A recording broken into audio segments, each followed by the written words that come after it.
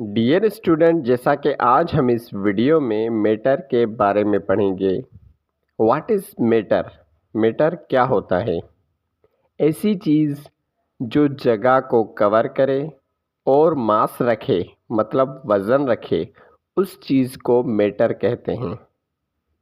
आप अपने इर्द गिर्द बहुत सारी चीज़ें देखते हैं, जैसे टेबल, बुक, पेन, पानी, फैन वगैरह वगैरह।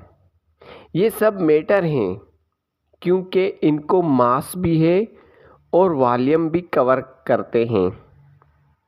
मैटर हमें कॉमनली 3 स्टेट्स हालतों में मिलता है: सॉलिड, लिक्विड और गैस। इन तीनों फॉर्म में बुक, पेन, टेबल ये सॉलिड मैटर हैं। पानी, जूस, मिल्क ये लिक्विड मैटर हैं।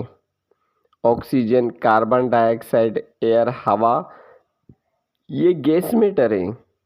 मतलब काफ़ी चीज़ें मैटर हैं, लेकिन कुछ ऐसी चीज़ें भी हैं जो नॉन मैटर हैं, मतलब मैटर नहीं हैं। तो ये था आज का simple topic, what is matter.